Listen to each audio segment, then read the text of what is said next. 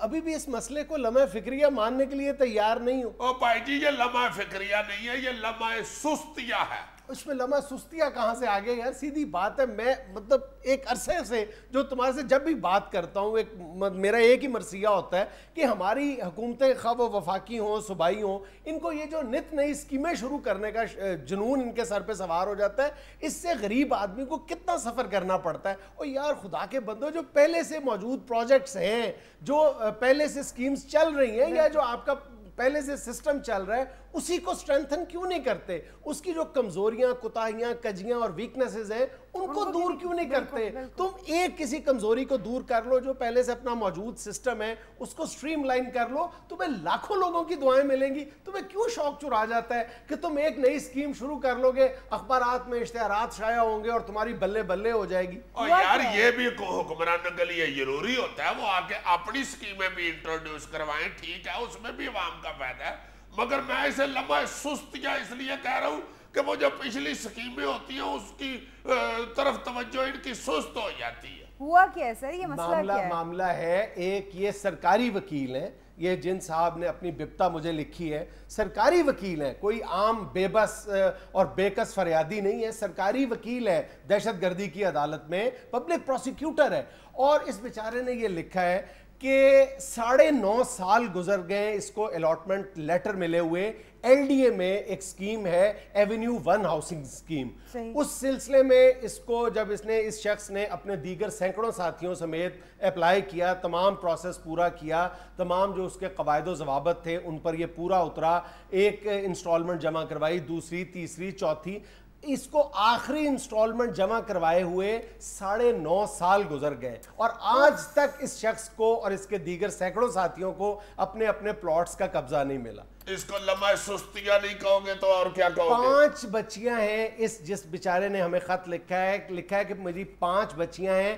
اور اس ایک چھوٹے سے پلاٹ کی قسطیں جمع کروانے کے لیے اسے اپنی بیوی کا زیور بھی بیچنا پڑا۔ ہائے ہائے ہائے، پھر تو لمحہ بستیہ بھی ہوا نا۔ اور اس شخص نے لکھا ہے کہ اب جب میں ایل ڈی اے حکام سے بات کرتا ہوں تو وہ مجھے میرے سے بھی زیادہ دردناک کہانیاں سنا کے مجھے ڈپریس کر دیتے ہیں، اور کہتے ہیں کہ ہمارے پاس تو اس طرح کے روزانہ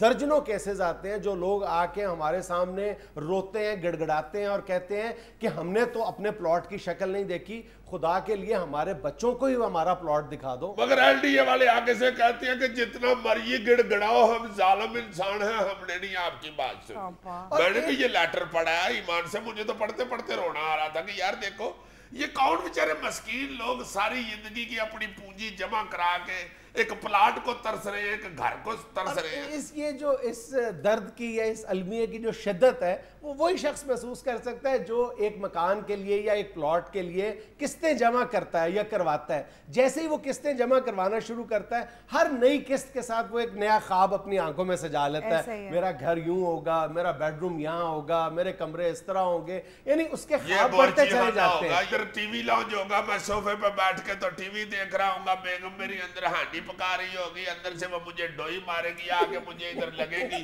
یا میں مس کروں گا تو دیوار پہ لگے گی اور چھٹے میری آنکھ میں پڑے گی۔ بڑے خواب ہوتے ہیں انسان کے، مگر چکنا چوک کر دیتے ہیں یہ خواب انسان کے، یہ ڈوئی اپنا یہ حکومت ہے۔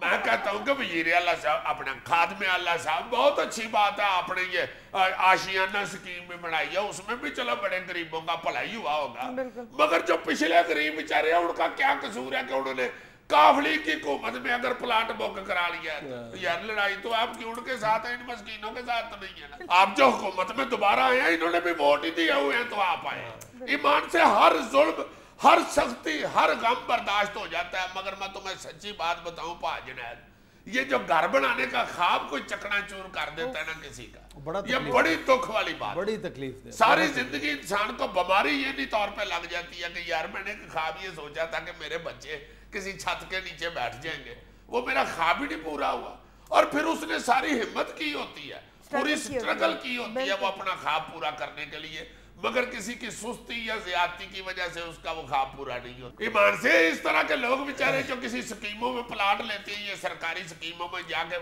सरकारी हो या गैर सरकारी, दोनों सूरतों में उसकी जो तकलीफ की शिद्दत है उस नाकाबिले बयान है। यार पहली किस्त जमा करा के बंदा मोटरसाइकिल पे पीछे बेगम को बिठा के उसको 6 दिहाड़ी के चक्कर लगाता है, उसको बार बार दिखाता है ओ सामने नहीं चढ़ा अपना अब बर्फ वाले गोले वाली रेहड़ी वाला खड़ोता, ਇਹਦੇ ਨਾਲ ਹੀ ਸਕੀਮ ਸ਼ੁਰੂ ਹੋ ਜਾਂਦੀ ਹੈ। ਸਮਝ ਨਹੀਂ ਤੈਨੂੰ ਲੱਗਣ ਡਈ, ਪਿੱਛੋਂ ਵਿਚਾਰਾ ਟਾਂਟ भी खा लेंगे, लग गई है समझ, होना आगे भी टोर खुशियां उसे चढ़ रही होती है, दूसरी किस्त जमा कराता है, तीसरी कराता है, चौथी कराता है, वो करीब जा रहा होता है अपनी रिहाइश के, अपने घर के, और जब बाद में उसे पता चलता है कि भाई जी उस स्कीम पे तो किसी चौरी ने कब्जा कर लिया हुआ है, उधर तो भैंसे बंधी हुई है, साथ उन्होंने बड़ा तगड़ा कुत्ता बांधा हुआ है जो सिर्फ दूर से घूरता ही है तो बंदा बेहोश हो जाता है, फिर बंदा झोलियां उठा उठा के अल्लाह माफ करे बददुआएं देता है। बिल्कुल। अच्छा सर, ये जो इन लोगों का केस आपके पास आया, इसमें क्यों नहीं प्लॉट अलॉट कर रहे? वही एक रवायती सी बात, यानी जो हमारे सरकारी हुकाम, मतलब इस मामले में जो इस शख्स ने अपनी बिप्ता लिखी है, इसने तो वजह ये लिखी है कि जब भी मैं एलडीए हुकाम से बात करता हूँ तो जवाब ये मिलता है कि जनाब बहुत से लोगों ने स्टे ऑर्डर्स लिए हुए हैं और कानूनी रुकावटें हैं। इस हवाले से 1-2 रोज़ पहले एक अच्छी खबर सुनने को मिली है कि वज़ीर आला की हिदायत पर गालिबन एलडीए के चेयरमैन को ये इख्तियार दिया गया है कि वो तमाम जितनी भी कानूनी रुकावटें हैं, मुख्तलिफ मामलात में लोगों ने स्टे ऑर्डर्स लिए हुए हैं, एक कैंपेन की शक्ल में तमाम जो कानूनी रुकावटें हैं वो ख़त्म की जाएं। दुआ की जानी चाहिए कि अल्लाह ताला उन्हें हिम्मत दे और वो ये काम कर दिखाएं। आमीन। जनाब वज़ीर आला पंजाब साहब,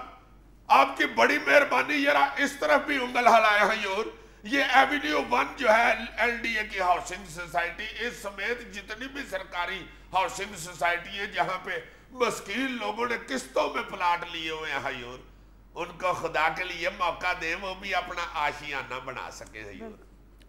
नाज़रीन, हमें ये लेना एक छोटा सा वक्फा, हमारे साथ रहिएगा।